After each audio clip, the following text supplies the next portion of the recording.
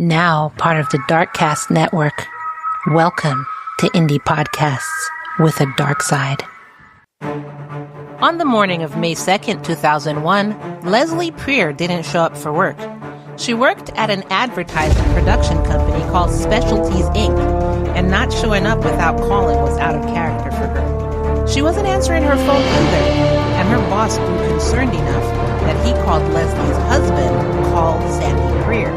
The two agreed to meet at the family's home on Drummond Avenue in Chevy Chase, Maryland, to check on her. They arrived at the house around 11:35 a.m. and immediately knew something was wrong. There was blood splattered on the walls near the front door and smeared across the foyer. Furniture was overturned. A rug soaked in blood had been dragged from the foyer into the living room. They called 911 and told dispatchers there was blood everywhere. Officer Jim Barnett with the Montgomery County Police Department was the first to arrive. It was clear from the moment he stepped inside that a violent struggle had taken place. The blood wasn't contained in one area. It was spread across multiple rooms, suggesting the attack had been prolonged and chaotic. Leslie was found upstairs dead in the master bathroom with her body lying face down, partially inside the shower. Welcome back to Love and Murder, Heartbreak to Homicide, Season 6. This season started with me being very sick, and although I'm not 100% yet, I'm well enough to bring you your cases. Every episode here is about more than just a crime. It's about the people caught in it and the choices that led to what happened next. If you want to support this work and hear the cases that don't make it to the public episodes, like the one that I put out last week while I was sick, Patreon is where that happens. Patreon.com/Love and Murder. The Lamb Fam actually got that case back in Season 4, and while y'all got that case on Monday, they were able to listen to a different case. Joining the fam gets you bonus episodes, Kai rants, and so much more. And joining means that you're directly helping keep these stories told without ads, without an intro, and with case extras like pictures and videos. Patreon.com/Love and Murder. Join today for an entire back catalog of episodes. Patreon.com/Love and Murder. Now let's get back to today's case of Love and Murder.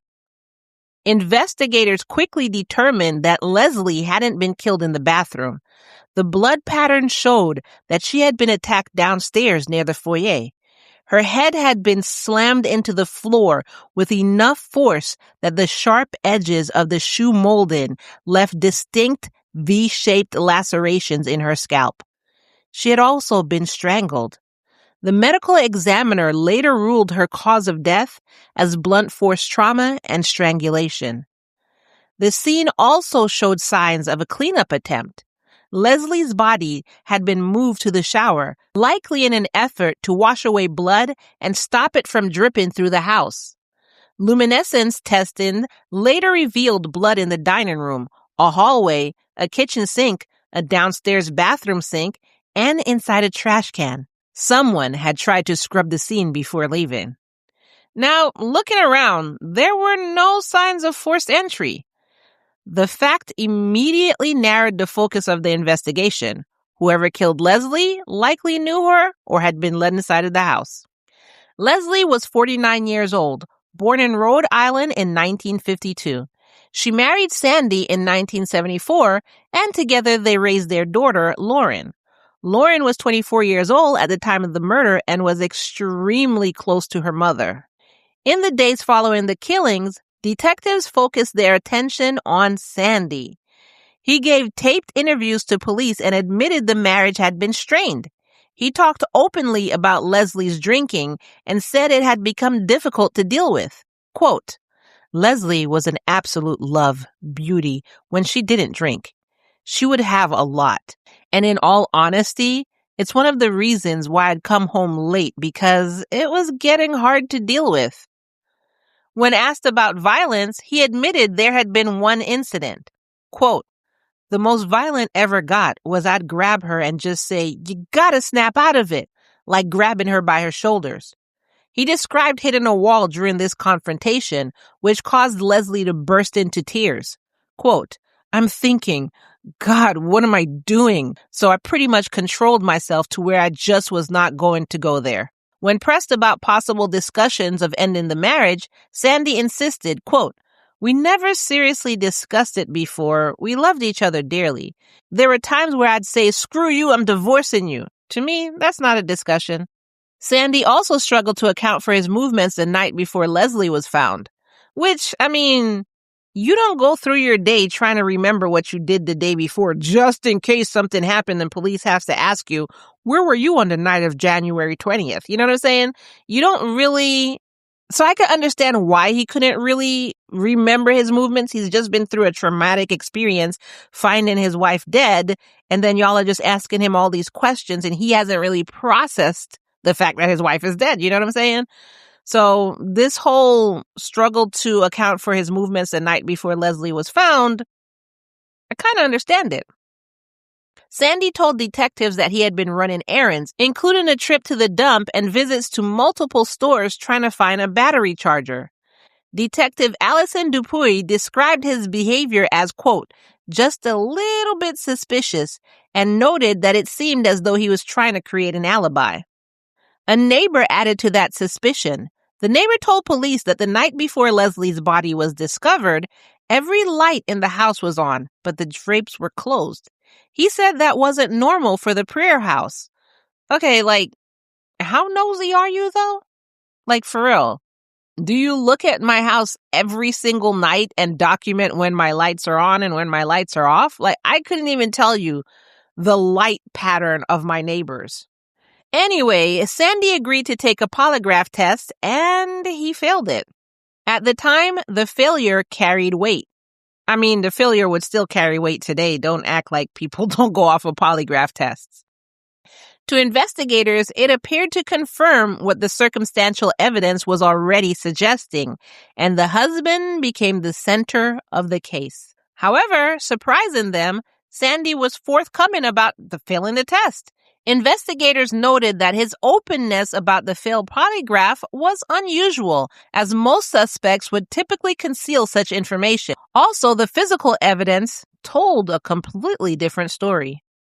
During the autopsy and evidence collection, investigators recovered skin cells from underneath Leslie's fingernails, meaning she had fought back, and secondly, that the killer really wasn't able to wash his DNA from under her fingertips as he probably was trying to, which is why, remember, they found her half in the tub. Leslie had scratched her attacker and in doing so, trapped his DNA. 2 months after the murder, forensic testing came back with a male DNA profile, and it did not belong to Sandy. That result changed everything. Despite the failed polygraph, the strained marriage, and his quote-unquote suspicious behavior, Sandy was physically excluded as the killer.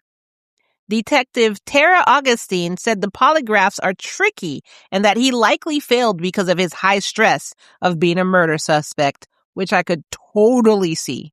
Despite entering the male DNA profile into the both combined DNA index system, which is CODIS, and FBI databases, no matches were found. This critical piece of evidence that might have immediately identified her killer instead became a frustrating dead end. And even though he was cleared, Sandy lived the rest of his life under a cloud of suspicion anyway. People whispered, and it felt like the case never fully let him go. Then he died in 2017, never knowing who actually killed his wife, what happened, or getting his name cleared. And for more than 2 decades, Leslie Preer's murder went cold and her case sat untouched. The DNA recovered from under her fingernails remained unidentified, logged into evidence with no name attached to it. However, Lauren never stopped pushing, staying in contact with police, checking in when she could, and making it clear that she wasn't going to let her mother be forgotten. Lauren was consumed with fear and anxiety. For months, she could not shower alone, traumatized by the knowledge of where her mother's body was found. She bought clear shower curtains, To this day, Lauren and her best friend both check behind closed shower curtains whenever they enter a new place. I couldn't even imagine what she's going through. That has to be horrendous. Still, nothing was able to move forward as the technology just wasn't available yet. But that finally changed in September of 2022. Detective Augustine received a career-changing opportunity in 2022 when she transferred from the robberies unit to Montgomery County's Cold Case Division. There, she joined forces with veteran officer Detective Dupuy. The pair quickly turned their attention to the unsolved 2001 murder of Leslie. Quote, "One of the challenges of cold cases is not taking the original viewpoints of the investigators that looked at it before. You have to take a step back and say, well, let's just look at the facts." This fresh approach proved critical in examining evidence that had stumped investigators for years. Detective Augustine and Dupuy decided to take another look at the evidence using forensic genetic genealogy. The same DNA that had gone nowhere for 2 decades was sent to Othram, which is a private forensic lab, and uploaded to the Family Tree DNA database. Quote, "In 2022, the case apparently at a dead end. Investigators and prosecutors decided to take a swab of blood from the crime scene and send it off for what's known as forensic genetic genealogy DNA analysis. They'll give you a list of profiles that are in their system that have a certain degree of relatedness to the suspect's DNA profile. This relatively new technique, well, at the time, compares DNA samples to profiles accessible on the public genetic databases that law enforcement is permitted to access. So, as you know, when you send your DNA into, DNA and Me or something like that, I don't even know the names of it because I don't do those things. But when you go in there and try and find, I'm 2% European and 5% South African or whatever, this sits in a database and law enforcement is permitted to access that database to help in their cases. Just so you know. So they did put that DNA in the database and it did not come back empty. Montgomery County State's Attorney John McCarthy called this decision, quote, "what opened up the case." Although the results didn't give detectives a suspect right away, they pointed to a distant relative living in Romania. From there, detectives started building out a family tree branch by branch, working their way forward toward potential matches in the United States. Can you imagine? That is totally a job I could do. Oh my God. That would be so interesting, just going from a distant relative and building it back to somebody here and now, Oh, that would be so interesting to me. Let me know if that would be interesting to you in the comments below. As they filled in names, one surname kept appearing. Gligor. That name wasn't new.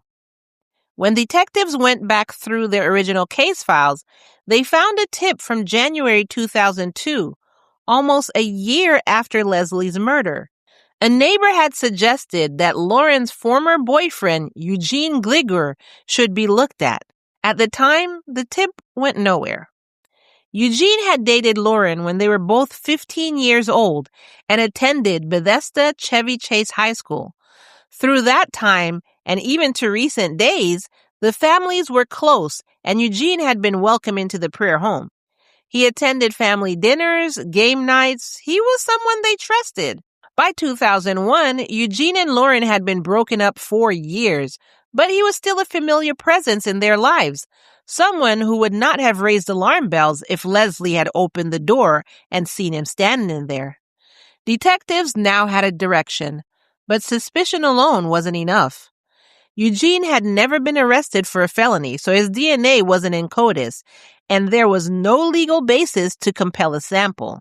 If they wanted it, they were going to have to get it quietly and within the bounds of the law. So they waited. On June 9th, 2024, detectives followed Eugene to Dulles International Airport, watching as he moved through the terminals carrying a water bottle. At one point, he finished drinking it and tossed it into a trash can. Once he walked away, Investigators retrieved the bottle and sent it off for DNA testing. The results were conclusive. The DNA from the discarded water bottle matched the DNA recovered from underneath Leslie's fingernails and from the crime scene itself. After 23 years, investigators finally knew who killed Leslie. An arrest warrant was issued, and on June 18th, 2024, U.S. Marshals arrested Eugene at his home in Washington, D.C., and extradited him to Montgomery County, Maryland, where he was charged with first-degree murder.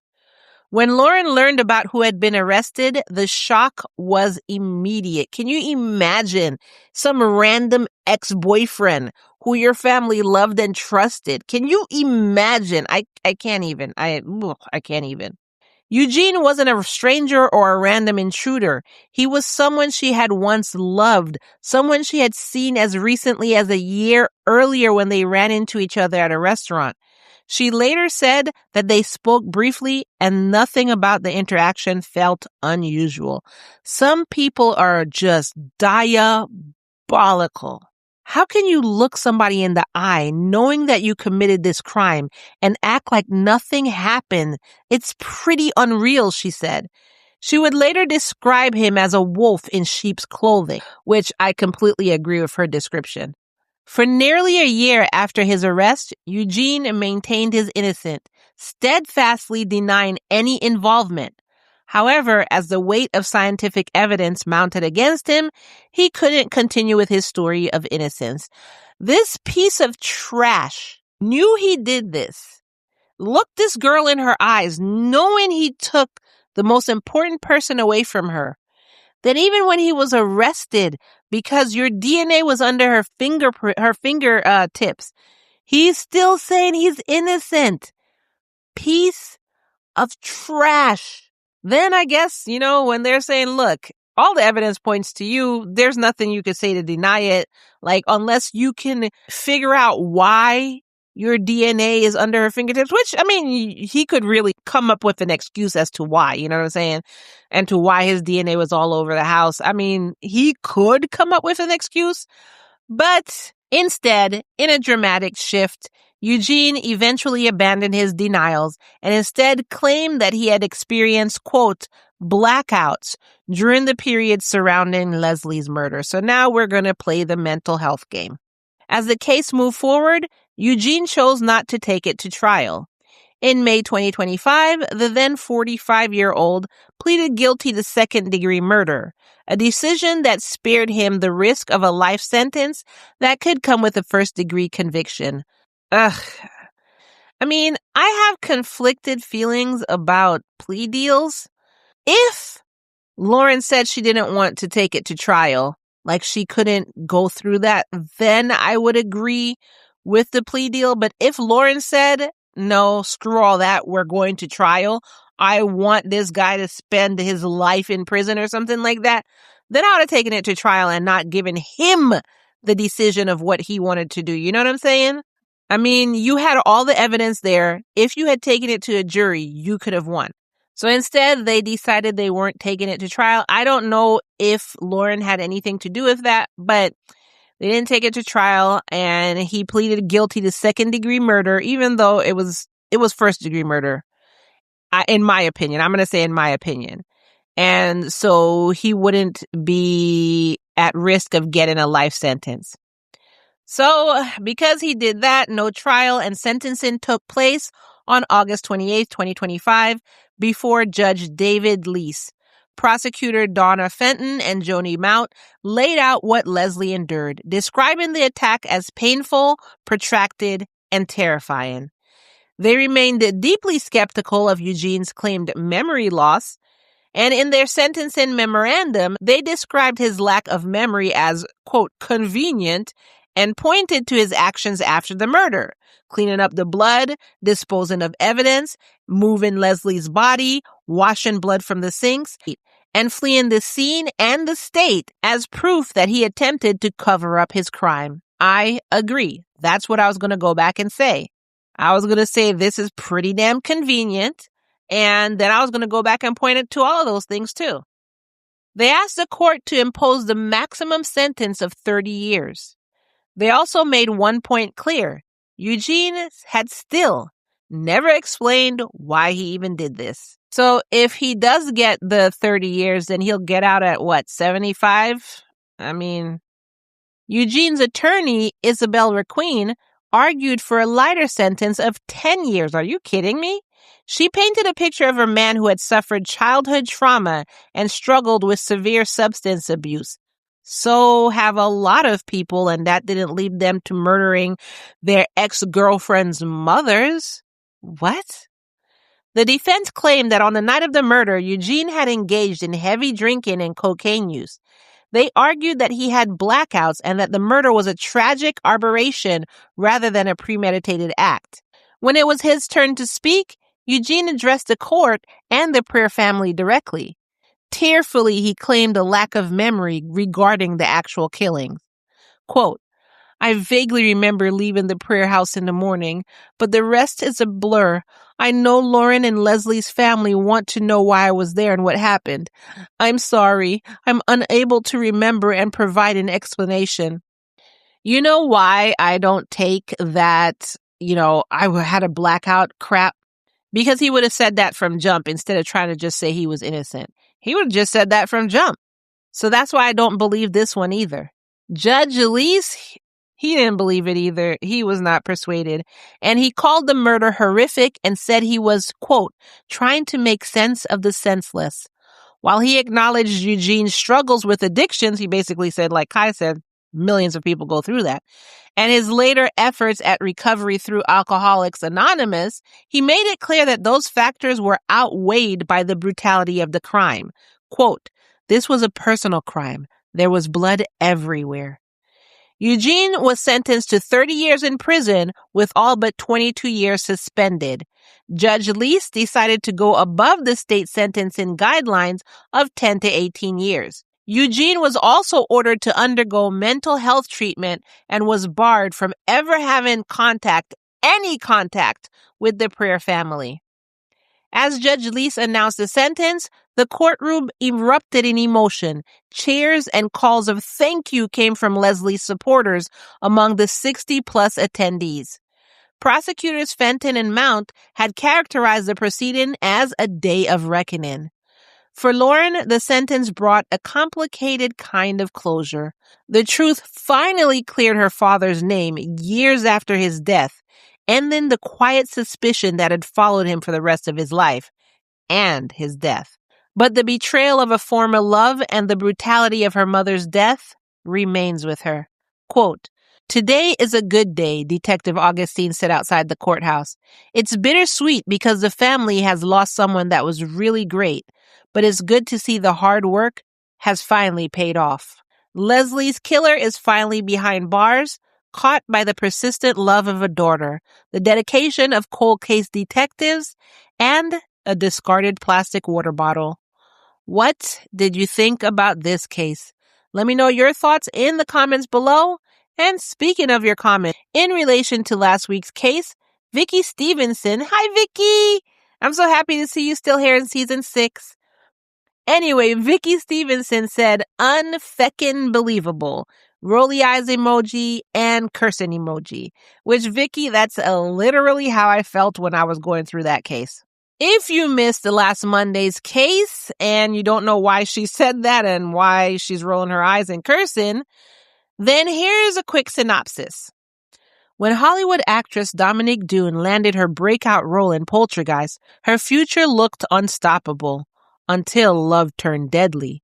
At just 22, she was strangled outside her West Hollywood home by her ex-boyfriend, John Sweeney, a man whose obsessions spiraled into violence.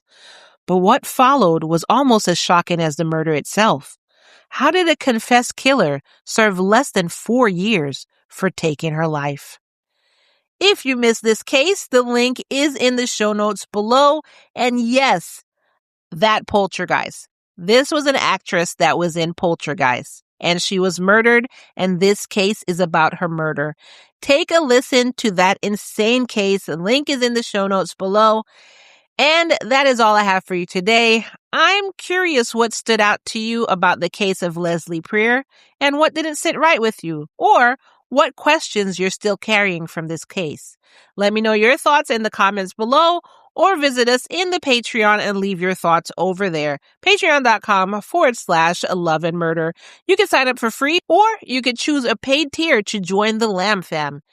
If you want more bonus cases like Dominique Dunne, or you want to hear Kai Rants, where I rant about cases like I can't rant about it on the main feed, you can find all of that on the Patreon. Patreon.com/Love and Murder. Also, supporting there means you're directly helping keep this podcast independent and focused on the victims. Patreon.com/Love and Murder. In the meantime, let's end this episode as we end them all by reminding you that it's, say it with me now, all love and no murder, y'all. Thank you so much for being here. Thank you for listening all the way to the end, and I will see you in the next episode. Bye.